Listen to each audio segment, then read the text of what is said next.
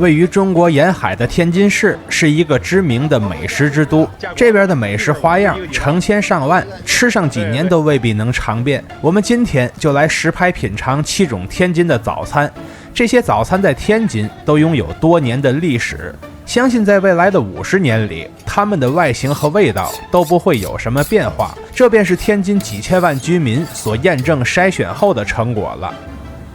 大家好，我是徐工，欢迎来到我的 YouTube 频道啊！今儿带你们一起尝尝天津的早餐，咱们走起。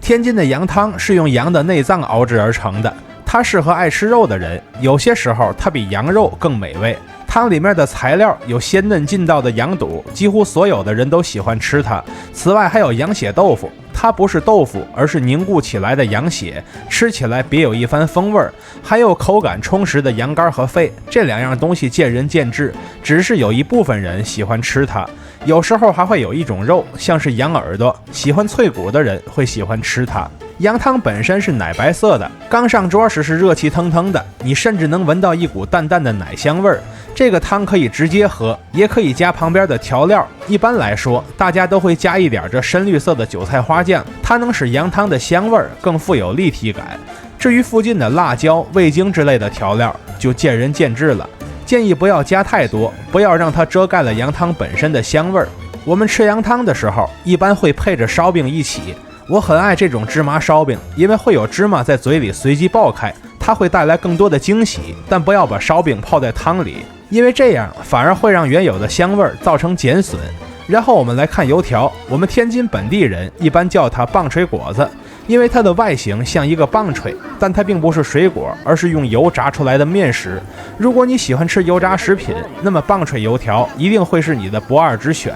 棒槌油条要趁热吃，在这个时候它的外皮一般是比较脆的，吃起来会有一点点的咸味儿。此外就是无穷无尽的油香。不过我们一般不直接吃油条，而是以它为底，衍生出更多的吃法。比较常见的吃法就是用大饼把它卷起来，这样吃起来更加厚重，几个小时都不会饿，而且这样也能有效地缓解油腻。久负盛名的煎饼果子，说白了就是煎饼卷油条，也是其中的吃法之一。一般来说，煎饼通常是用绿豆面的面糊浇在平底锅上慢慢煎熟。不过我选的这家不是很好，这个面糊应当选择更绿一些的，这样吃起来的时候会有一点粗糙的口感，比这种光滑的白面更好吃。等到煎饼煎熟了之后，再把它翻面，涂上面酱之类的东西。如果你喜欢辣椒，还可以像我一样额外再要一些辣椒，然后再把油条放上去，最后包裹起来就可以吃了。如果你习惯了天津的碳水早餐，就一定要来尝尝这道美食。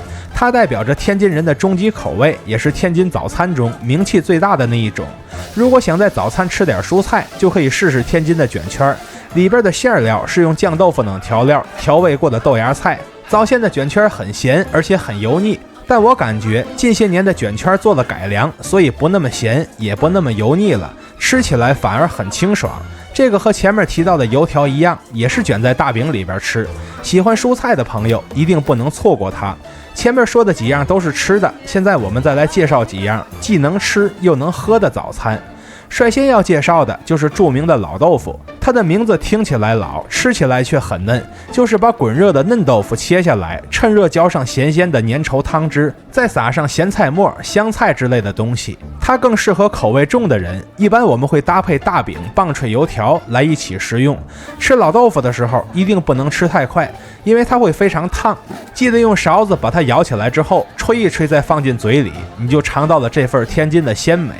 下一个我们来介绍天津的云吞，它在汉语中的字面意思是把云吞掉的意思，而在碗中的这一个个云吞确实很像是云朵，就等着你们来吞下肚了。云吞的馅料是以剁碎的猪肉为主，其他的蔬菜调料为辅，然后再用正方形面皮包裹成大头金鱼的形状，再放进锅里煮熟。煮云吞的时候，厨师会提前在碗底放上小虾米、紫菜之类提鲜的东西，然后再把煮熟的云吞连同热汤一起浇到碗里，一碗鲜美的云吞就做好了。不仅云吞很鲜美，连汤也很鲜美，这种鲜味就像是连续雾霾2天之后突然看到了蓝天白云一般爽快。云吞的大小是按照一口一个的尺寸来设计的，但真吃的时候最好不要贸然一口一个，因为它非常烫，最好是一口一半，吹凉了再吃另一半。下一个是嘎巴菜，这是先用绿豆做成面皮儿，切成菱形块，然后倒进热腾腾的卤汁里，搅拌到一起，再盛到碗里，撒上酱豆腐汁儿、麻酱汁儿，